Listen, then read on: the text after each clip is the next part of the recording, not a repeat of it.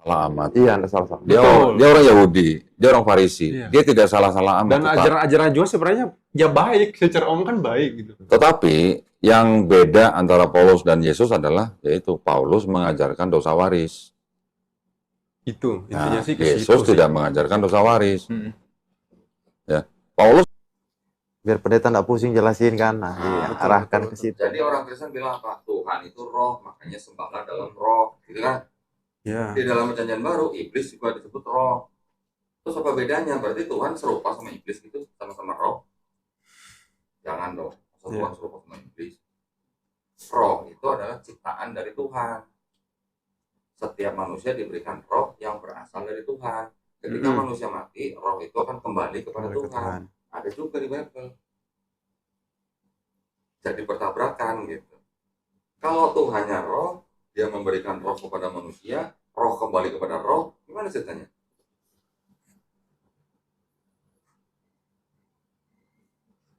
Ya, paham dikit ya. Terus di dalam perjanjian lama di sini, bukan bilangan 23:19.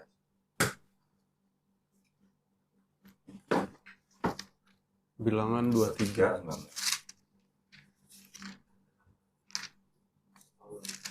23:19. Oke. Itu yang merah. Bilangan 23 ayat 19. Allah bukanlah manusia sehingga ia berdusta, bukan anak manusia sehingga ia menyesal. Masakan ia berfirman dan tidak melakukannya, atau berbicara dan tidak mendapatinya? Mungkin nggak Tuhan berfirman dan tidak melakukannya? Nggak mungkin. Nggak mungkin. Berarti kalau Tuhan bukan manusia, Tuhan bukan anak manusia, mungkin nggak dia jadi anak manusia?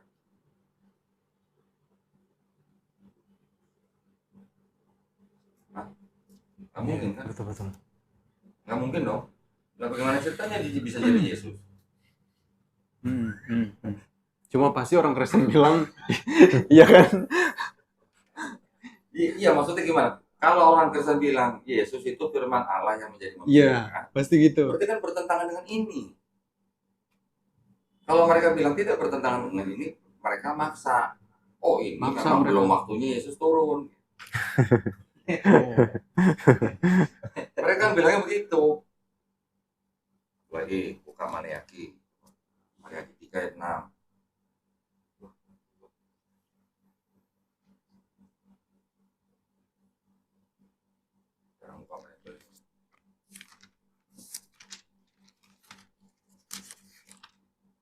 Maleakhi 3 ayat 6.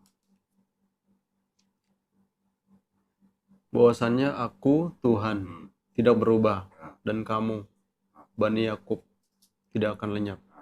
Aku Tuhan tidak akan berubah. Aku bukan manusia. Aku bukan anak manusia. Gimana ceritanya aku bisa jadi Yesus?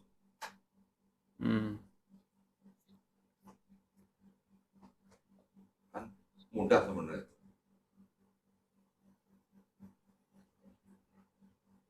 Dari mana ceritanya Tuhan bisa jadi manusia? Itu dari Helenisme Yunani kuno. Ingat dong, pada mulanya adalah firman. Dan firman itu bersama-sama dengan Allah. Dan Firman itu adalah Allah. Firman menjelma jadi manusia.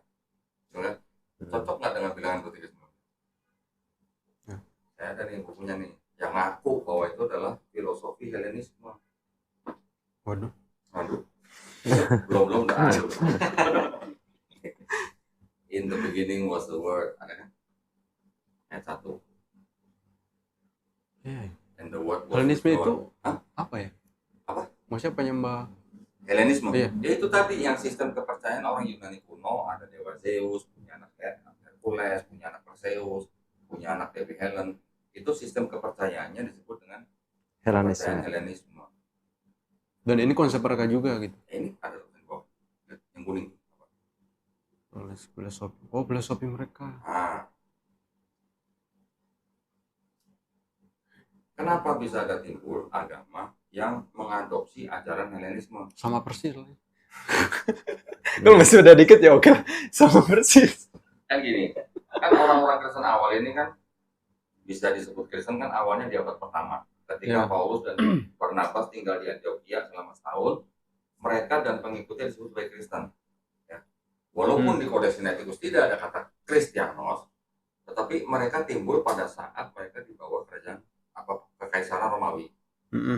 Kekaisaran Romawi pada abad-abad pertama Masehi itu belum lama menggantikan Yunani kuno. Pernah dengar Alexander Agung? Alexander the Great? Ya, itu pernah. Dia kan seorang raja yang masih muda, tapi dia bisa menguasai banyak daerah. Yeah. Itu daerah namanya Mediterranean. Ya. Persia dikalahkan, makanya akhirnya timbul ajaran Helenisme karena Yunani kuno ketika menguasai daerah-daerah itu membawa budaya Helenisme. Nah, Mesir ditaruhlah Jenderal Ptolemy namanya, sahabatnya Alexander Agung. Jadi punya dinasti sendiri di Mesir. Ya. Palestina juga daerah kekuasaan Yunani, Persia dan segala macam, Babilonia. Jadi hampir berapa abad ya? Dari kira-kira abad 4 sebelum Masehi sampai abad pertama sebelum Masehi. Berarti berapa abad? 3 abad. Orang-orang di sekitar situ di bawah budaya Helenisme. Ya. Nah, orang-orang Yahudi sendiri yang tinggal di Mesir yang menerjemahkan ini, tanah ini ke dalam bahasa Yunani yang ini. Ini kan Septuaginta nih. Diterjemahkan, diperintah oleh raja bonekanya Yunani, yaitu Raja Ptolemy II, dari Tanakh menjadi Septuaginta, dari Ibrani menjadi Yunani. Ini yang nanti di abad keempat digabungkan dengan tulisan-tulisan Paulus dan apostol yang lain jadi satu. Inilah Bible orang Kristen. Ini yang menerjemahkan sebagian besar adalah orang-orang Yahudi yang sudah terpapar dengan budaya Helenisme. Nah, kalau yang ini jelas Helenisme juga. Ini juga dirubah-rubah untuk mengikuti pola ini. Berarti bukan orang Yahudi waktu? Orang Yahudi juga, tapi yang terpapar ajaran Helenisme. Karena sedang berada di era Helenisme di Mesir, di Alexandria. Jadi yang ini sudah Helenisme, yang ini dirubah-rubah supaya mengikuti Helenisme. Jadi biar bisa digabung. Jadi yang ini jadi perjanjian lama, yang ini perjanjian baru. Ya. Yang ini jadi seolah-olah berbicara mengenai Yesus di sini. Itu makanya pendeta selalu bilang Yesus sudah dinubuatkan di perjanjian lama. Ya ini asalnya dari sini. Ini tidak 100% mewakili terjemahan dari ini. Sekarang kalau orang Yahudi dikasih ini, mau baca nggak? Mau, dibuang tempat sampah. Karena pemahamannya ini sama ini sudah berbeda. Di sini bilang Allah itu roh, di sini divine presence, gitulah. Nanti di sini ada ayat yang ditujukan untuk Raja Hezekia, di sini bilang buat Yesus. Ya.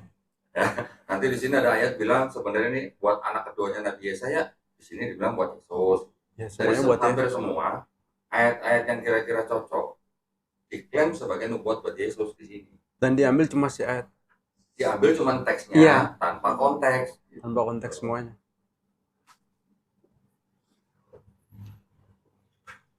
Nah, sistem kepercayaan Helenisme digabung dengan paganisme Romawi. Digabung lagi nanti dengan pagan-pagan di daerah lain, contoh misalnya di Babilonia. Pagan itu beda lagi. Pagan itu sistem kepercayaan yang menyembah dewa-dewa. Kalau Helenisme tadi sama mirip, cuman Helenisme kan karena spesifik ada nama anaknya dewa Zeus namanya Dewi Helen. Kalau pagan secara keseluruhan itu orang yang mempunyai sistem kepercayaan menyembah dewa-dewa. Orang-orang pagan dan orang Helenisme ini yang percaya bahwa Tuhan atau dewa itu bisa jadi manusia.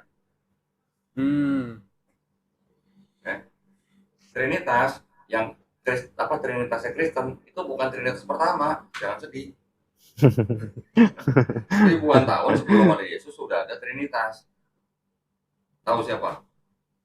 Di Babilonia itu ada yang namanya Namrus, Tamrus, Semiramis. Ini Trinitas pertama. 2000 tahun sebelum Yesus lahir sudah ada Trinitas. Itu sama juga kayak 3 pribadi satu. Tiga pribadi satu hakikat. Ini bingung nih. Tahu nggak artinya ini?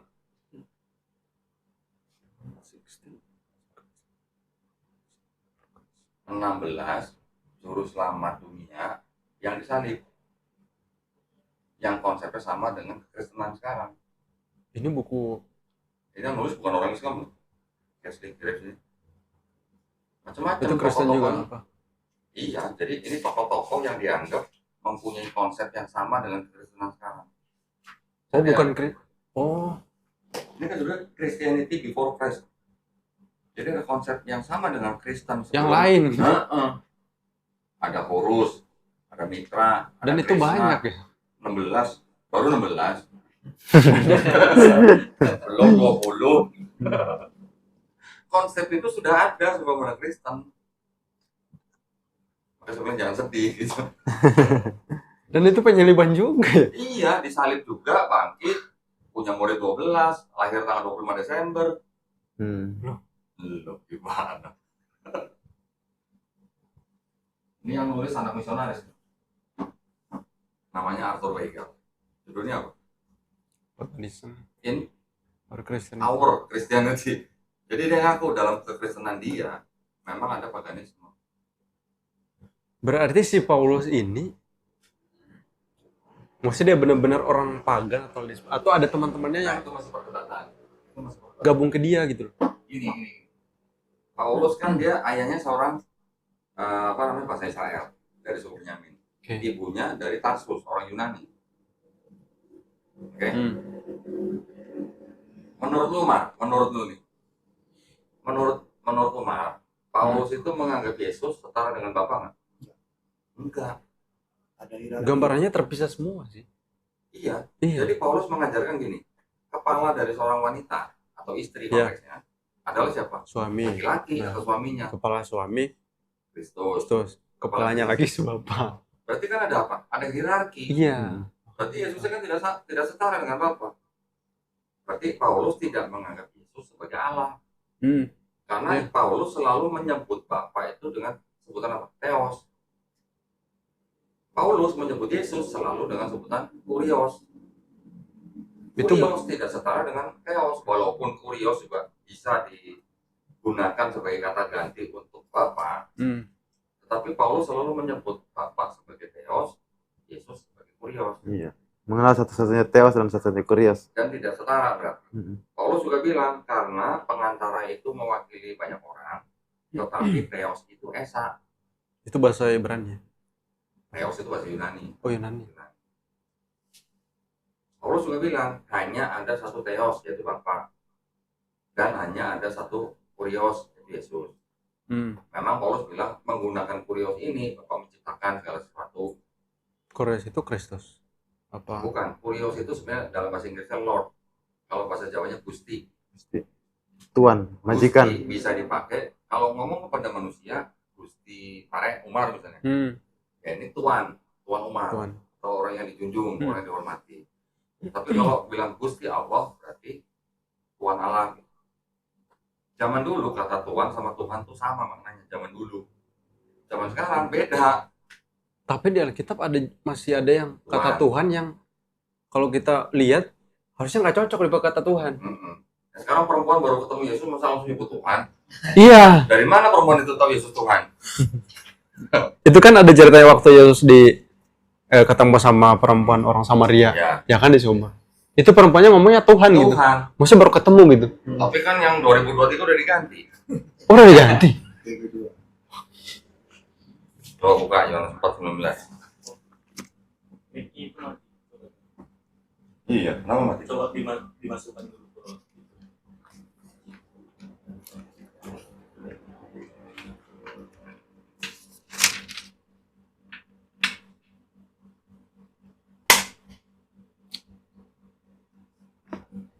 Apa katanya? Ayat 19 ya. Habis baterainya nih. Nggak dicas. Kata perempuan itu kepadanya, Tuhan nyata sekarang padaku bahwa engkau seorang nabi. Nah ini nih. Apa itu? Tuhan. Iya. Tapi dia bilang nabi. Nah itu. Nggak cocok gitu pakai kata Tuhan, tapi bisa bilang nabi. Nah yang ini apa? Kalau di sini kata perempuan itu kepadanya, Tuhan nyata kepadaku bahwa engkau seorang nabi. Yang ini Yang ini apa? Di sini Tuhan. Di sini Di sini Tuhan. aku diganti. Ini TB1 ya? Ini TB1, ini TB2. Yang salah yang mana? Berarti ini perubahan gitu kan? Iya. Yang salah yang mana? Tapi ini kan udah terlanjur diyakini. Ya iya dong. Kitab suci. Kalau ini apa? Ini apa? Ini sama-sama Elai semua nih. Kata perempuan itu kepadanya ya Tuhan. Nah, Tuhan.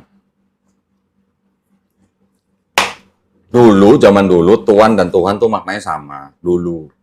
Sekarang, buka KBBI. Beda artinya. Beda. Nah, jadi gini. Kalau bangsa, tahu nggak bangsa Saxons yang sekarang menjadi bangsa Inggris? Ya. Kurang. Mereka kalau menyebut kepada seseorang yang misalnya pemilik tanah, banyak punya tanah gitu, mereka sebut Lord. Ya, Lord. Lord itu bisa Tuhan, bisa juga ditujukan pada Tuhan. Tetapi kalau mereka ngomong ditujukan kepada manusia, ya khusus hanya manusia gitu. Jadi kalau misalnya ada tuan tanah yang namanya Umar, saya sebutnya Lord Umar. Gitu.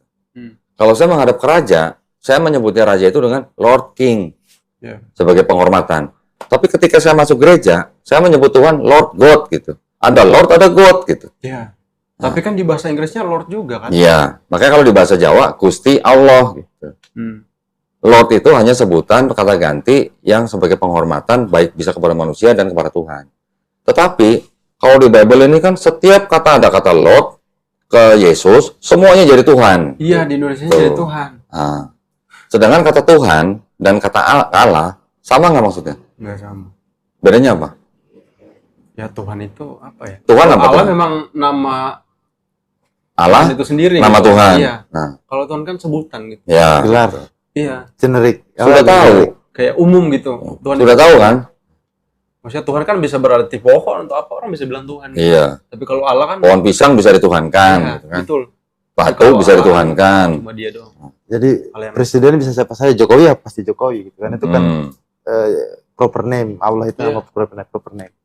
Kalau di KBBI kita buka, Tuhan itu adalah sesembahan yang diasosiasikan kepada Sang Pencipta. Kalau di KBBI juga disebutkan Allah itu adalah nama Tuhan dalam bahasa Arab. Namanya, nama itu. Tuhannya. Gitu. Ini juga nih. Apa? Di Alkitab ini bahasa Indonesia kenapa kata Allah itu maksudnya dapat ide dari mana? Sedangkan di bahasa Inggris kan nggak ada ya. Itu dia. Iya loh. Berarti kamu belum nonton semua video saya. Ada video saya sama Ustadz Kenama. Ustadz Kenama berhasil membongkar beberapa dokumen dari pemerintahan Belanda, di mana tahun-tahun awal mereka menerjemahkan Bible, mereka sengaja menyisipkan kata Allah untuk apa? Untuk mendekati umat Islam. Ya. Marketing lah ya. Untuk mendekati umat Islam. Karena ada pepatah di orang Belanda zaman itu, untuk menebang pohon ini, saya harus menggunakan kampak yang batang kampaknya dari pohon itu. Paham ya maksudnya ya? Iya. Nah, Jadi kata lain tuh PDKT dari sudut pandang linguistik. Pendekatan dari kata-kata. Pendekatan. Jadi jangan banyak sih firman Rasul itu kan bahasa Arab semua. jangan sedih ya. Bahkan Nabi pun itu bahasa Arab. Nabi. Bahasa Indonesia itu menyerap kurang lebih 1.500 bahkan lebih bahasa Arab. Termasuk kata Alkitab. Betul. Iya kan? Iya. Betul. Alkitab juga berasal dari bahasa Arab. Iya. Nah itu. Hmm. Maksudnya kenapa nggak Al-Bible gitu kan? Al-Bible. Gitu kan? Kan itu Oh, bisa Al-Bible. dirubah. Biblos. Al-Bible bahasa Yunani. Harusnya kan kalau kitab kan Al-nya itu dari Arab. halnya itu loh, harusnya kan nggak dirubah-rubah. Iya. Gitu loh. Al itu dari kaidah bahasa Arab. Al. Bahkan saya pernah dengar kajiannya Ustadz siapa gitu. Di Alkitab itu salah satu gelar buat Al-Quran. Memang. Salah satu. Memang. Yang tidak dipakai, nganggur dipakai sama Kristen gitu. banyak gelar ada Al-Quran apa gitu kan. Nah, salah satu Alkitab. Hanya karena tidak pernah dipakai sama umat muslim menyebut Al-Quran Alkitab, dipakai sama sama Kristen. Orang Kristen. Orang ya Kristen, kan? iya. Nggak salah. Iya, Nggak salah. Nggak salah. Salib juga bukan dari bahasa Arab. Kata Juga nggak pernah dibahas di gereja lah. Iya, kalau itu pasti. Enggak pernah lah. Kata Alkitab gitu-gitu. Coba bayangkan kalau pendeta khotbah baru dia menggunakan original teks bahasa Yunani. Kita dengar kayak dongeng Hercules kan? Pasti. Karena literasinya kan pakai bahasa Yunani kan? Film Siena, kayak gitu-gitu Ya, jadinya. udah cukup jelas ya hal itu ya. Sejarah juga udah cukup jelas kan. Ya. Sekarang kontradiksi sudah menemukan di Bible sudah menemukan. Sudah tahu sendiri berarti ya. Ya, berarti saya nggak usah tunjukin ya. Mantap. Oke. Sampai di sini, mau ada pertanyaan lagi tentang Kristen atau mau beralih ke Islam? Udah. Cukup? Ke Islam. Sudah rela meninggalkan Kristen berarti? Iya, udah. Alhamdulillah. Alhamdulillah. Kita nggak ada paksaan loh ya. Iya. Kita hanya memberitahukan fakta loh. Makanya saya kumpulin segini banyak buat begini nih, buat nunjukin. Iya. Gitu. Ada alat peraganya, Pak ya. Jangan dikira nanti saya asumsi gitu. Ada yang mau ditanyain soal Islam? Ya. Mumpung ada Ustadz Senli di sini. Udah steady. Oh Buya ya, Buya Stanley ya? Iya. Bukan Kiai. Oh Kiai. Berarti sini 2. Apa yang mau ditanya soal Ya, Islam? maksudnya itu tadi sih, kalau di Quran itu kenapa, soalnya kan dia ada juga nyebutin Injil sama Taurat. Oke. Tapi kenapa? Ada lagi, bukan Taurat Injil aja. Ada Zabur. Iya, Zabur. Tapi kan Terus? perintah-perintahnya kan di situ. Ya kan? Ya, terus? Nah, tapi kenapa dia nggak pakai kitab Taurat juga gitu loh? Islamnya. Iya. Ya buat apa orang di dalam Quran sudah ada perintah-perintah Taurat? Nah gitu. Jadi Taurat, Zabur, Injil itu semuanya sudah intisarinya sudah masuk dalam Quran. Jadi kalau di Taurat ada 10 perintah Allah, di Quran malah ada 100 perintahnya. Yang bisa menjabarkan lagi, mendetailkan lagi perintah-perintah dalam kitab berhubungan dengan manusia. Lebih dari 100 malah. Lebih dari 10 malah, jadi 100 malah. Iya, masuk akal sih. Terus satu lagi yang ini agak sepele sih, Ah. tentang makanan yang haram, ya kan?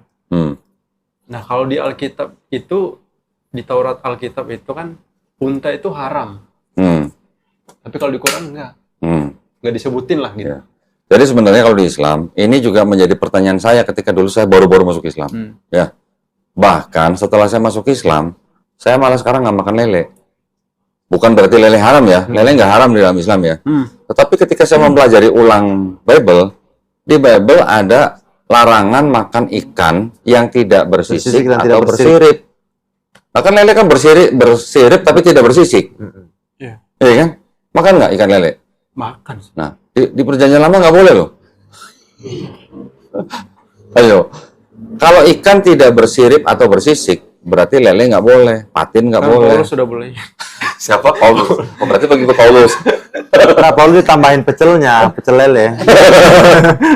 Nah, selama ini si Kalau Peter lele itu nggak boleh. merasa mengikuti Yesus atau mengikuti Paulus? Kalau pas dipelajari lagi secara dalam, enggak sih. Mengikuti siapa? Paulus. Paulus. Jadi bro, mungkin tambahan sebelum bro yakin dalam Islam gitu kan. Terlepas dari sekian literasi yang mungkin ditunjukkan sama Kodondi, ataupun bro baca sendiri, tapi kita kan punya hak untuk berasumsi dari literasi yang kita bacakan. Asumsi kan produk intelektual gitu kan. Nah, kita mapping tuh dari Torah, Nevi'im, Ketuvim, 3 Injil kanonik, Injil Yohanes, dan surat-surat apa Paulus ada 14 itu kan. Coba sedikit tanggalkan surat-surat Paulus, kita fokus ke 4 Injil, 4 Gospel tadi kan. Iya. Nah, kalau konsep esensi Islam itu kan hablum minallah, hablum minanas kan. Hablum minallah kan, mengasihi Allah kan. Itu ajaran yang sesuai dengan ajaran Yesus. Yeah. Jadi kalau kita bicara konsep tauhid semenjak Adam, Nuh, Ibrahim, Ishak, Ismail, Yusuf sampai ke Yesus Hamasya sama tauhidnya. Yesus secara antropologi orang Yahudi, secara teologis dia orang Yudaism, menyembah Allah gitu kan.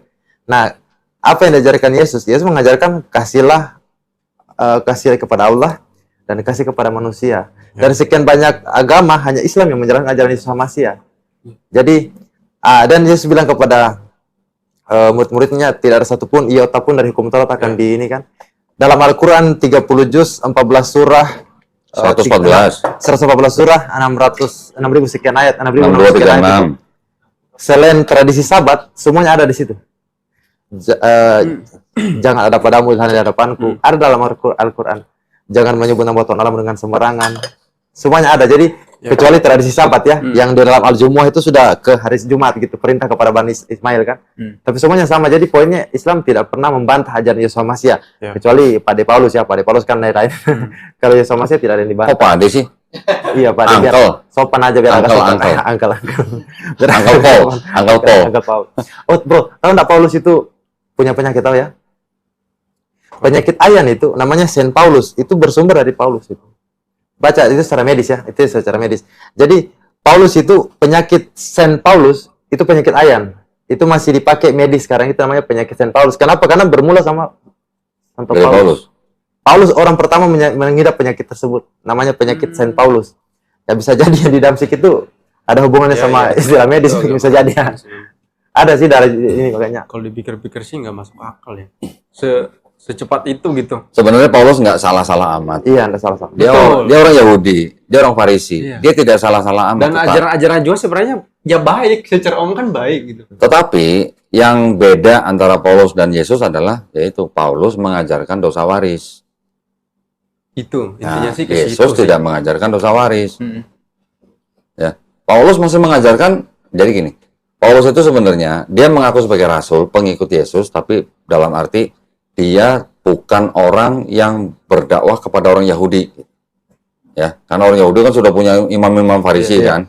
Dia menganggap dirinya rasul, tapi untuk berdakwah kepada orang non-Yahudi. Gitu. Jadi, tidak bersunat. nah, perbedaan Paulus dalam ajaran Yesus adalah satu, dosa waris. Kedua, dia mengajarkan orang-orang non-Yahudi ini untuk tidak hidup di bawah hukum Taurat. Gitu. Ya, itu. Karena sudah dibatalkan dengan matinya Yesus di atas kayu salib. Itu aja perbedaannya. Oke. Tetapi secara ada beberapa yang sebenarnya masih mengikuti adat istiadat orang Yahudi. Nah, buktinya perempuan masuk gereja berdoa juga suruh pakai tudung. Itu Paulus yang nyuruh. Kalau nggak pakai tudung suruh cukur gundul. Iya. Nah, ya itu ajaran Paulus loh. Kristen malah nggak ngikutin. Jadi sebenarnya Kristen tidak murni juga mengikuti Paulus. Tapi Kristen adalah mengikuti apa? Gereja. Gereja. Kalau Kristen bilang mengikuti Yesus, lah boro-boro. Paulus Pakai aja masuk enggak. peti gitu kan. Gitu. Paulus nggak salah-salah amat, tetapi bedanya hanya dia menyelisihi ajaran Yesus. Gitu. Tapi Paulus sendiri mengakui bahwa Yesus tidak setara dengan Bapa. Iya. Berarti poinnya pergeseran makna Kristen ini ada tahapannya ya. Ya. Dari Paulus ada, jadi ada banyak Ya. ininya dia. Ada 8 konsili yang membentuk teologinya Kristen. 8. Dan itu dibutuhkan waktu ratusan tahun loh. Bukan setahun 2 tahun gitu. Mau tahu konsilinya apa aja? Pertama konsili Nisea. Tahu dong. Konsili yang pertama kali Ya. menjadikan Yesus, mengakui Yesus punya hakikat yang sama dengan Bapa. Maka Yesus sebut Tuhan. Pada konsili 325 ini sudah ada perubahan dari konsep Trinitas yang di abad kedua oleh Tertullianus. Tertullianus menganggap Yesus tidak setara dengan Bapa. Tapi di konsili 325 dirubah, Yesus jadi setara sama Bapa. Itu di Katolik, bukannya di Katolik? Itu belum ada Katolik. Belum ada. Belum ada Katolik, baru Kristen awal gitu lah. Itu bahkan baru dua, duit tunggal itu. Kristen awal yang mengikuti pemikiran Paulus. Konsili 325 belum ada Trinitas, belum ditetapkan lah. Konsepnya sudah ada di abad kedua, tapi di Konsili 325 belum ditetapkan.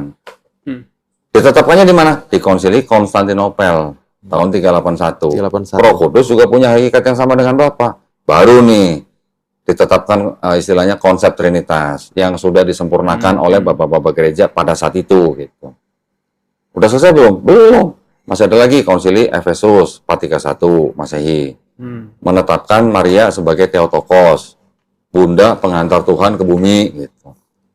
Ya, ini untuk apa? Untuk menyatakan kelompok lain sesat gitu. Kelompok lain siapa yang menyembah Maria sebagai Tuhan? Ada kelompok Mariamite, kelompok Koliridianisme. Sebagai Tuhan. Sebagai Tuhan. Sebagai Tuhan. Iya. Ya. Yang Koliridianisme malah timbulnya di Arab Saudi. Ya, itu 3. Yang keempat, Konsili Kalsedon 451 Masehi. Ini apa? Menetapkan Yesus sebagai sepenuhnya manusia, sepenuhnya Tuhan, sama seperti Hercules gitu. Oke. Ada lagi konsili Itu yang sekte Sabellian ya. Sabellian itu udah dari abad-abad kedua udah Sudah ada. ada ya. Apa namanya? Setelah konsili Kalsedon ada lagi konsili nanti namanya konsili Konstantinopel kedua tahun 583. Ini menyatakan bagaimana memisahkan sifat gandanya Yesus yang ditetapkan di konsili Kalsedon tanpa meninggalkan Kristusnya. Udah 5 tuh ya. Keenam, konsili Konstantinopel ketiga tahun 681. Ini menyatakan Yesus itu punya satu kehendak apa dua kehendak? Jawabannya dua kehendak. Terakhir baru konsili di Nisia yang kedua. Ini menyatakan bagaimana menyembah Yesus sebagai ikon gitu. 7. Yang ke-8 itu udah masalah manajemen gereja. Nanti konsili-konsili yang lain itu udah masalah manajemen gereja, kristenisasi dan segala macam. Jadi 7 konsili utama yang meneguhkan teologinya Kristen. Itu belum ada Katolik. Belum. Tahun 700-an belum ada Katolik.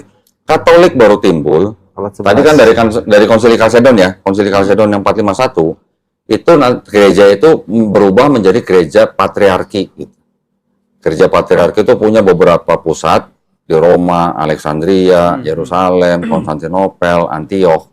5 tempat ini yang disebut dengan gereja patriarki. Gereja patriarki ini nanti sebagian ada yang mengikuti gereja timur, sebagian gereja barat, sampai akhirnya pecah antara gereja barat dan timur, yang barat menjadi Katolik, yang timur menjadi Ortodoks. Itu baru di tahun 1054. 1054 loh. Jadi kalau orang Kristen bilang Islam agama abad ke berapa? Ke-7. Katolik berarti agama ke-11. Abad ke-11. Karena baru 1054 baru pecah Ortodoks dan Katolik. Kristen abad 16. Baru nanti di abad ke-16 ada Martin Luther protes ke Katolik gitu. Menjadi Kristen Protestan.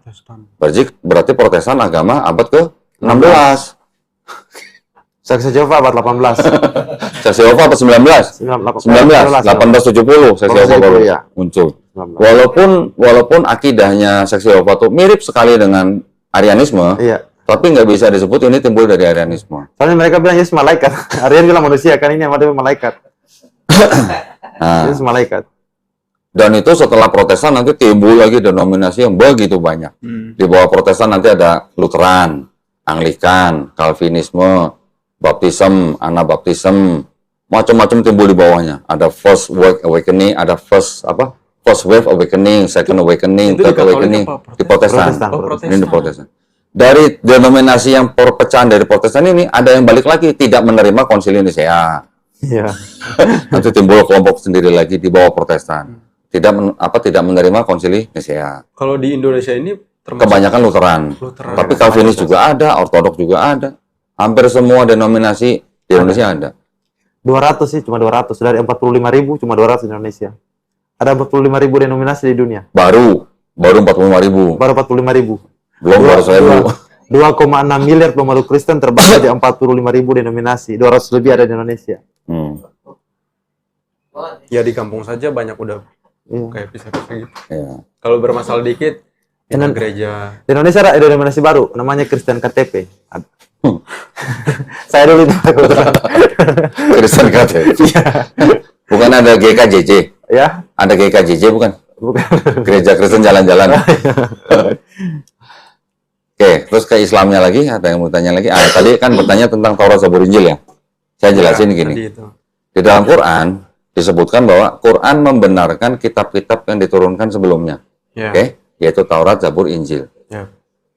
Pemahamannya itu begini. Taurat, Zabur, Injil itu adalah wahyu-wahyu yang diturunkan Allah Subhanahu wa taala kepada nabi dan rasulnya untuk Bani Israel pada zaman itu. Itu pemahamannya ya, wahyu-wahyu.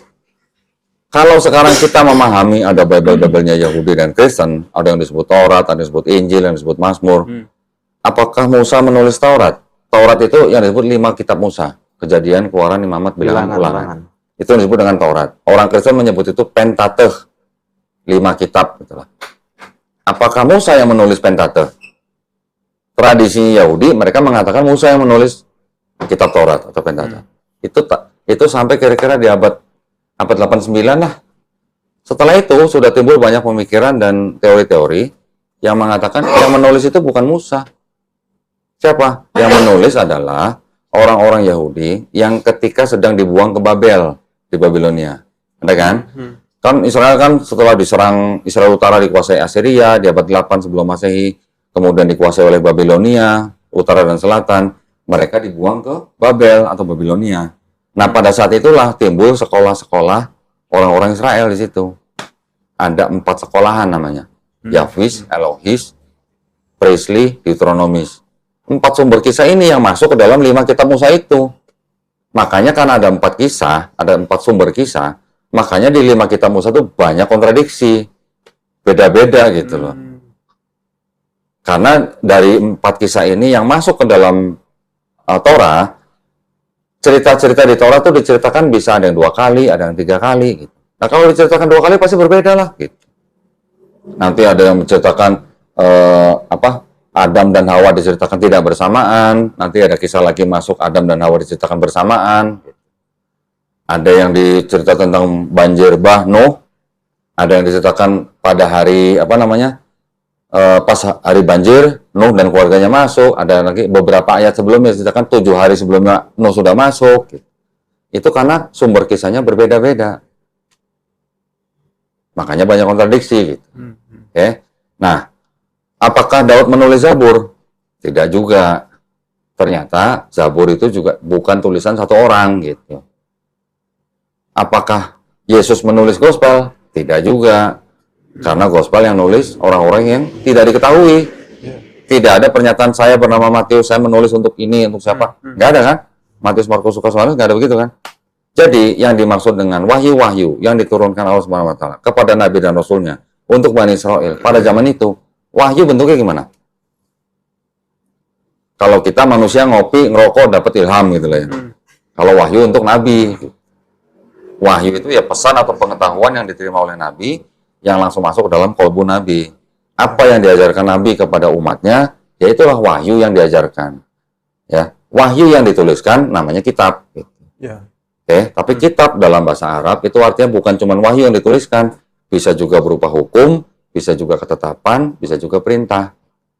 Jadi, kalau Taurat, Zabur, Injil yang disebut dalam Quran, apakah itu Bible-nya Yahudi dan Bible-nya Kristen?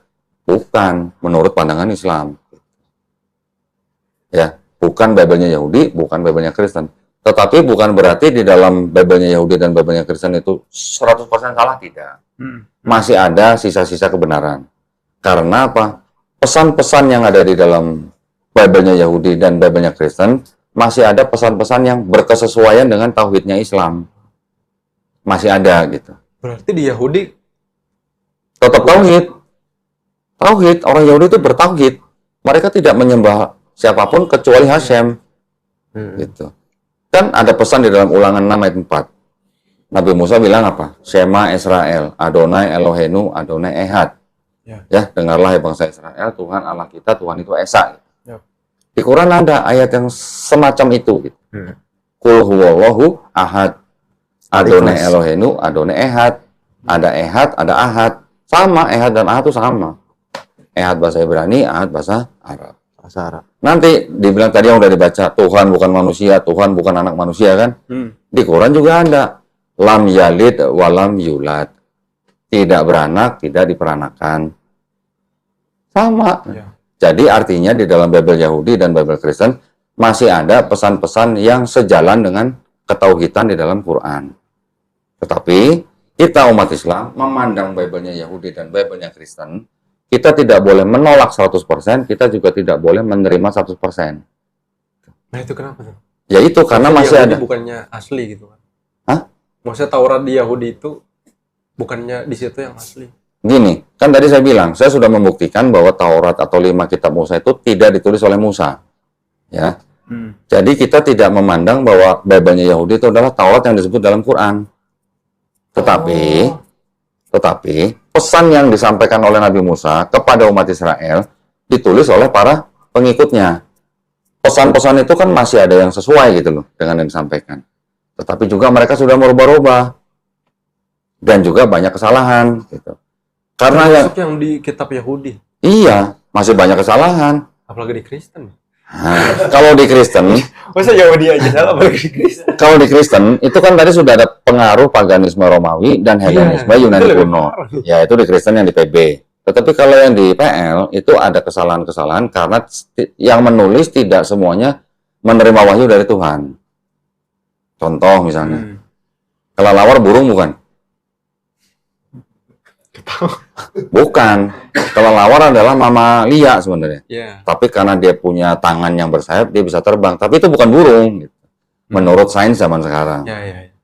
Di kitabnya orang Yahudi disebut bahwa burung ini tuh apa namanya? Nggak boleh gitu ya. Termasuk kelelawar gitu. Jadi kelelawar dianggap burung gitu. Nah, itu kan sudah tidak sesuai dengan sains. Lebih tepatnya Semua hewan makan saya. tumbuhan nggak? Hmm. Semua hewan makan tumbuhan nggak? Mungkin ya. Ah, mungkin. Masa? Apa yang nggak makan tumbuhan? Emang singa makan rumput? Singa makan rumput nggak? Kan ada hewan yang omnivora, karnivora gitu kan. Jadi tidak semua hewan makan tumbuhan. Nah, itu juga salah satu kesalahan sains. Nanti ada lagi di kitabnya Yahudi, bulan memancarkan cahaya sendiri. Padahal kan bulan kan memantulkan cahaya matahari. Ya. Oh iya, ada saya mau tanya sama Kak Dondi ini, menyangkut penciptaan tadi kan. Kan hari pertama itu kan Tuhan menciptakan terang. Sedangkan matahari hari keempat. Ya itu salah satunya itu. Itu terangnya dari mana itu kira-kira? Pakai generator mereka apa tuh kok terang itu?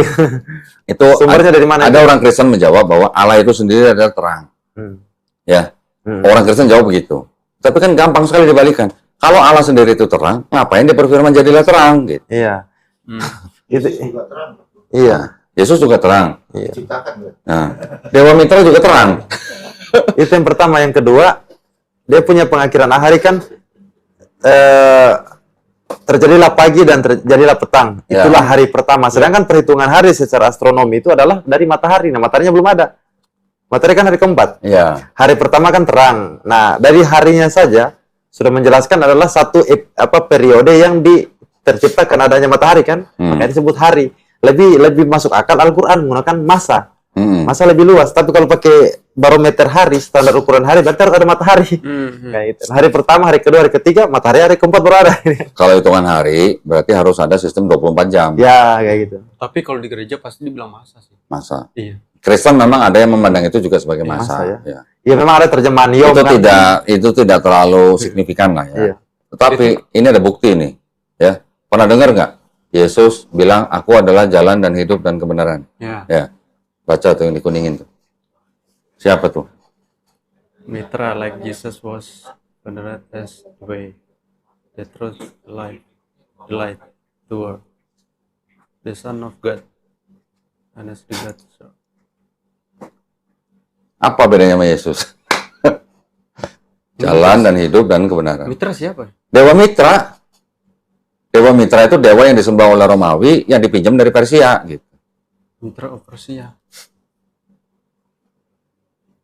Dia juga son of God maksudnya. Dia juga son of God, lamb. Juga gembala. Shepherd, the shepherd. The light juga kan? Ya. The light, the truth. Yesus juga terang dunia kan? Ya. Gembala yang baik kan? Jalan dan hidup dan kebenaran. Apa bedanya sama Dewa Mitra gitu?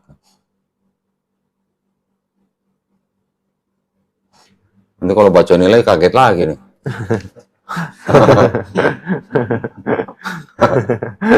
Dan ini juga pakai simbol domba. Nah itu. Nah itu.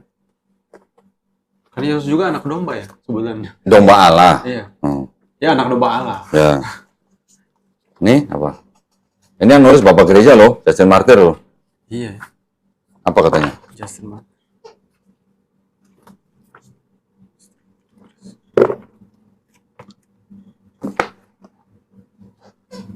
Yesus, guru kita yang lahir tanpa persetubuhan, Tanpa persetubuhan. yang mati dan bangkit dari ketiga, ya kan? Kami menyatakan tidak ada bedanya dengan siapa yang kalian sembah, yaitu siapa? Putra-putra Jupiter. Jupiter, dewa Jupiter kan? Itu dewa dewa. Ya dewa lah. Jupiter juga punya anak-anak yang disembah.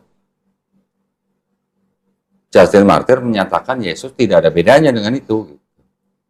Dia disalibkan, mati, bangkit Iya. juga. Iya. Kan memang apa namanya? Keyakinannya Kristen kan memang begitu. Yesus mati, bangkit di hari ketiga gitu. Oh bahaya sih. Loh, kok nggak bahaya orang ada yang nulis? Saya berani ngomong karena ada bukunya. Saya berani ngomong karena ada bukunya. Jadi kalau ada mau komplain ke saya, komplain yang nulis buku gitu. Nggak bahaya tak? Makanya saya bilang jangan sedih. Saya bilang. Narasinya Pak Godo ini bisa dipertanggungjawabkan karena ada bukunya. Karena ada bukunya. Bukan saya yang ngomong, Bible itu ada ayat palsunya. Yang ngomong Bible sendiri. Bible sendiri.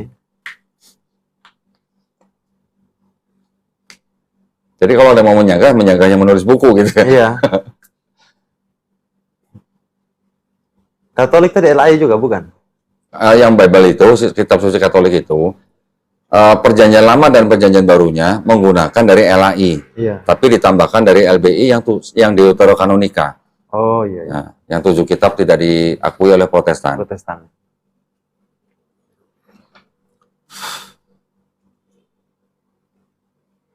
Kan nggak pernah dibahas di gereja ya? Oh pasti. Ya itu kan bukan Bible, ngapain dibahas di gereja? Ya maksudnya biar orang tuh kayak Lah bubar gerejanya kalau dibaca ini. Nanti kalau bubar gimana? ada lo cerita selain kita gitu. Ya, nanti kalau cerita gerejanya bubar, pendeta nggak dapat perempuan gimana? Kamu penulis buku murid itu sudah mati pasti itu penulisnya kan? sudah mati lah. Iya. Masih banyak. Ada juga nih pengakuan dari Bapak Gereja juga. Namanya Santo Agustin. Dia mengatakan tadi yang ayat Yohanes 1:1 itu berasal dari ajaran Platonisme. Plato, dewa juga dong. Bukan, Plato itu filsuf. Gurunya Philo. Jadi pada mulanya adalah firman itu ya? Ya. Itu Jadi juga dari- berasal dari ajaran Platonisme. Himne Platonis ya. Seandainya itu Yohanes 1 ayat 1 dipinjam himne guru, bunyinya lain.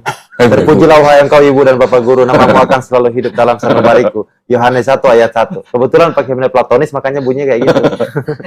Sebenarnya pakai himne guru kan, lain bunyinya. Filsuf ya? Itu diminum dong, diminum. Berapa Terus yang gua diprotes sama yang nonton, itu tamu nggak dikasih minum. Spiritus dia. Tapi ini kata-kata ini untuk ke dewa itu. Bukan. Apa? Kalau yang Santo Agustin ini mengakui bahwa banyak buku-buku aliran Platonisme yang diterjemahkan ke dalam bahasa Latin yang dengan tujuan dan dasar yang sama itu yang mempengaruhi pada mulanya adalah firman, firman bersama-sama dengan Allah dan firman itu adalah Allah. Kan tadi udah lihat yang ini kan? Ini juga berasal dari Helenisme yang tadi, ya. Yang ini dari Platonisme. Jadi, yang mempengaruhi agama Kristen itu memang tidak hanya Helenisme, tapi juga Platonisme, juga paganisme.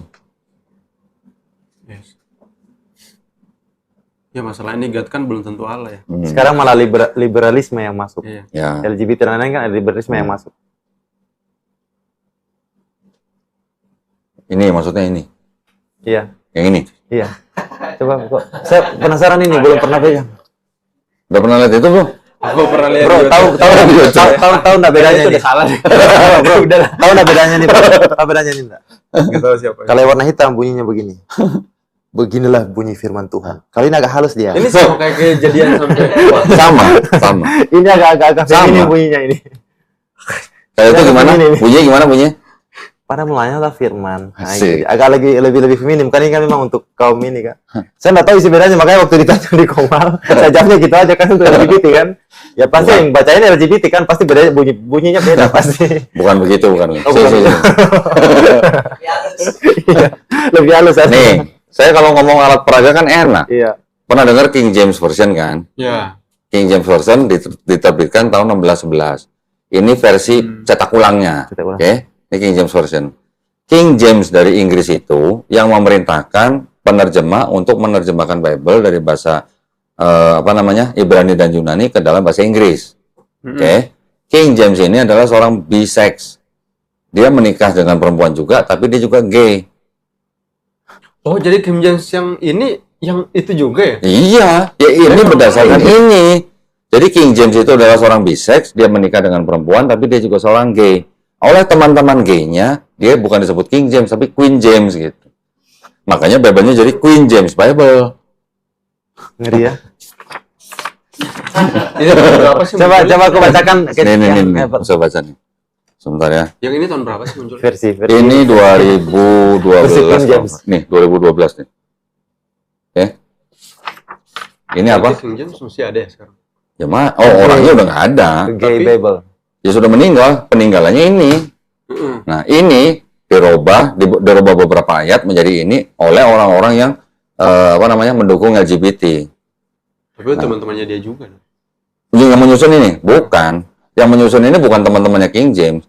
Yang menyusun ini adalah orang-orang yang mendukung kelompok LGBT, ya, yang masih ingin tetap menjadi Kristen gitulah. Oke. Ini disebut apa? Gay Bible kan? Jelas-jelas loh Gay Bible. Nih, the King James Bible. Sabar. Kuatkan hatimu, bro. Is based on the King James Bible. Jadi Bible ini berdasarkan Bible King James, diedit untuk mencegah misinterpretasi homofobik. Ya, jadi Bible King James diubah beberapa ayat untuk mencegah misinterpretasi terhadap homofobik. Misinterpretasi itu maksudnya apa? Kesalahpahaman. Maksudnya berarti mereka usahain ini benar. Nah, jadi mereka ingin diakui. Gitu. Okay. Terus ini tulis gini nih. Though he did. Nah, who is Queen James? Ini kan ditulisnya who is Queen James? Siapa Queen James? The King James Bible is the most popular Bible of all time. King James Bible adalah Bible yang paling populer di sepanjang masa. And arguably the most important English language document of all time. Dan tidak dapat disangkal bahwa Bible King James adalah Bible yang menggunakan bahasa Inggris yang paling penting gitu. Terus begini, apa nih? Though he did marry a woman, meskipun King James itu menikahi seorang wanita, his many gay relationships were so well known among some of his friends and court. Jadi meskipun dia menikahi seorang wanita, banyak hubungan gay dia yang sangat banyak diketahui di antara teman-temannya. He was known as Queen James. Jadi dia dikenal sebagai Queen James oleh teman-teman gay-nya. Gitu. Okay? Makanya sebagai penghormatan yang tinggi kepada King James, Bible ini disebut Queen James. Jangan sedih gitu. Sabar ya. Enggak, saya penasaran kalau di Injilnya gimana ya? Sama, isinya sama. Nah, nih. Isinya sama dengan yang di King James, cuman ada beberapa ayat yang dirubah-rubah penerjemahannya. Nih.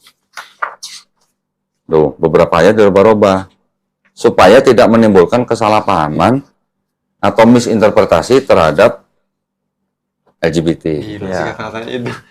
Ini jadi standar. Jadi ini dijadikan di Alkitab itu dibilang gini, orang yang melakukan homoseksual dan lain-lain itu diganti jadi apa di situ?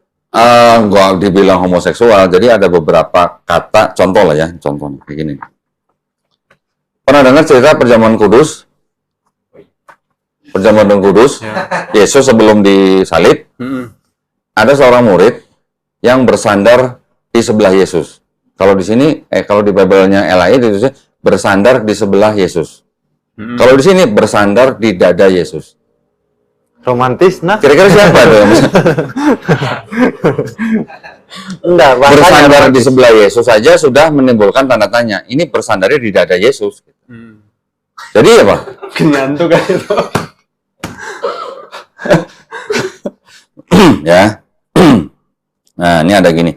Ada yang di Kejadian 19 ayat 5. And they call unto Lot and said unto him, where are the men which came into thee this night?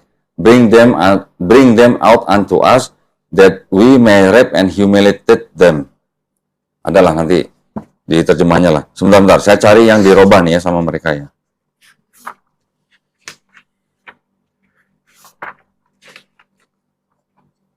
Ini harus dibandingkan dengan yang ini, yang apa namanya, yang King James yang biasa nih, yang ini. Oh, baca, bisa bukannya? Tapi ini bahasa Inggris zaman dulu nih. Kalau enggak yang ini aja. Ini juga King James nih. Siapa yang bisa baca bahasa Inggris? Lu bisa nggak, Stanley? Saya nggak lancar bahasa Inggris. Ah, nggak lancar. Berarti gue yang harus buka dua-duanya dong. Nih bro, lancar bahasa Inggrisnya. Imamat 18:22. Imamat 18:22. Levitikus 18:22. Oke. Ya, kalau yang di Queen James, thou shall not lie with mankind as with womankind in the temple of Molech. It is an abomination. Di sini tulisnya, you shall not lie with a male as with a woman. It is an abomination. Jadi di sini ada male as with a woman. Di sininya, thou shall not lie with mankind and womankind in the temple. Ya ini mungkin perbedaan sedikit, tapi maknanya bisa berubah. Iya sih. Ya kan? Apalagi 20:13. Iya sih lagi katanya. 20:13. If a man lies with a male, nah, jadi seorang yang tidur dengan laki-laki. Jika seorang laki-laki tidur dengan laki-laki, as he lies with a woman, seperti dia tidur dengan perempuan, both of them have committed an abomination. Mereka sudah membuat pelanggaran lah. They shall surely be put to death. Their blood shall be upon them. Di sini tulisnya if a man also lie with mankind. Nah, ini mankind di sini. Kalau mankind artinya belum tentu wanita, tapi bisa semua umat manusia gitu. Sudah ada sedikit perubahan arti. Pergeseran makna. Pergeseran makna. Ya, dan seterusnya lah. Jadi kalau di sini jelas 13. If a man lies with a male. Jadi jika seorang laki-laki tidur dengan laki-laki, di sini dirubah jika seorang laki-laki tidur dengan umat manusia. Umat manusia ini bisa laki-laki bisa perempuan. Ya. Jadi dia ini baru contoh 2 ayat aja. Masih ada beberapa. Jadi Bible ini untuk menjadikan barometer standar kebenaran buat mereka begitu. Ya. Jadi mereka menganggap begini, masih bisa menjadi seorang Kristen walaupun dia seorang LGBT. Iya. Bahkan sudah ada gereja-gereja yang bisa memberkati pernikahan sesama jenis. Sudah ada. Bahkan Paus kemarin terakhir belum lama kan? Belum lama. Juga memberikan izin untuk memberkati sesama jenis, walaupun tidak sakramen di luar di dalam gereja gitu. Kenapa mereka harus melayani orang yang mau menikah sesama jenis?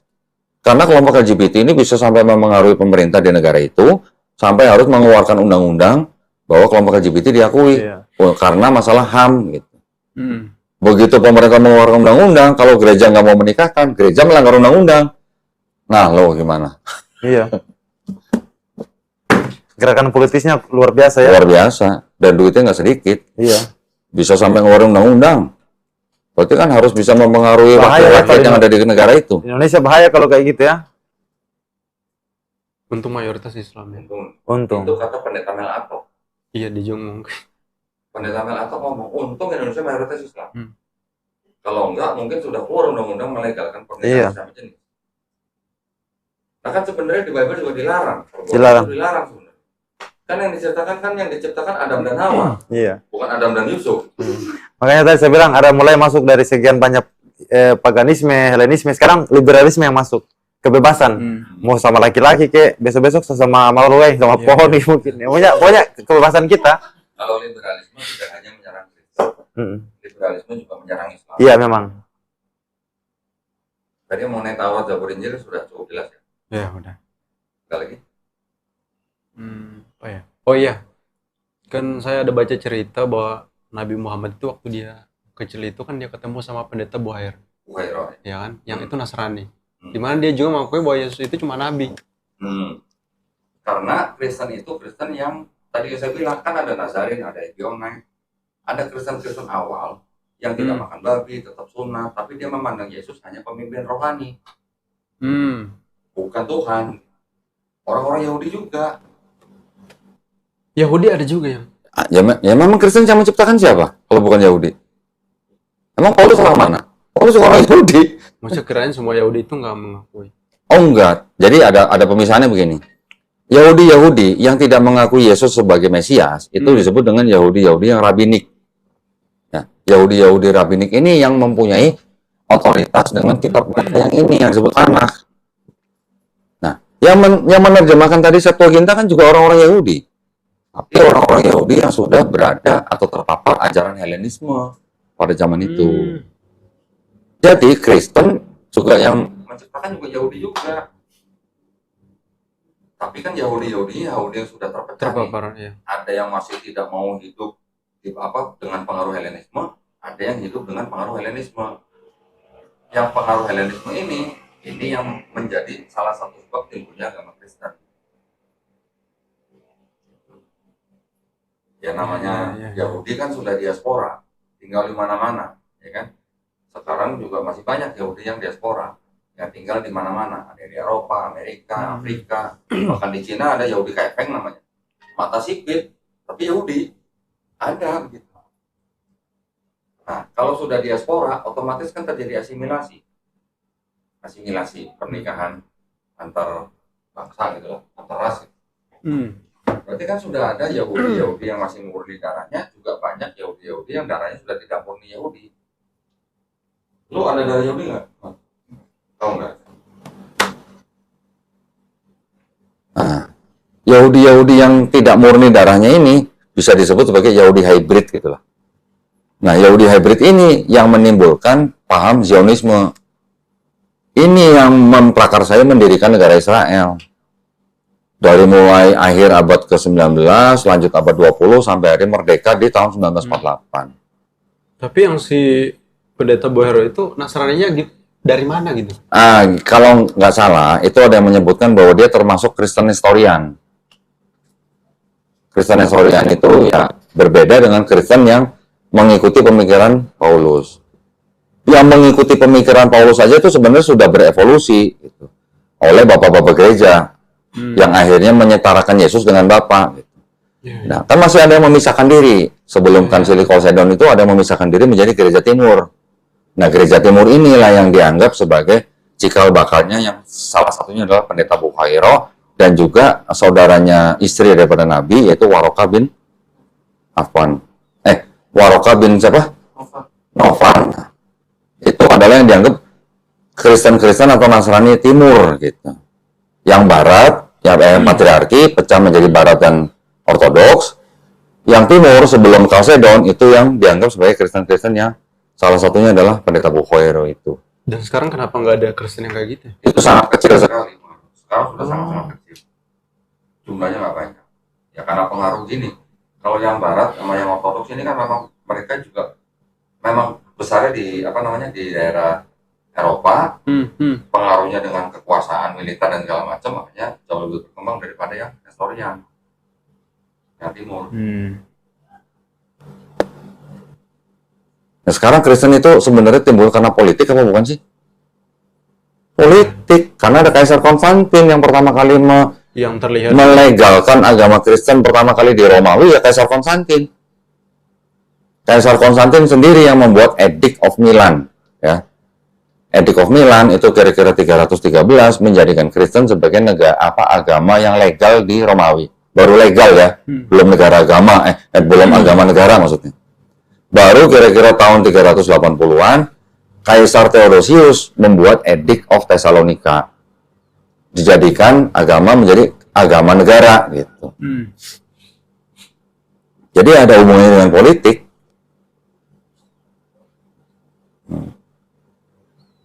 Oke, yang Taurat, Zabur, Injil sudah jelas di Quran. Ada lagi yang mau tanya soal Islam? itu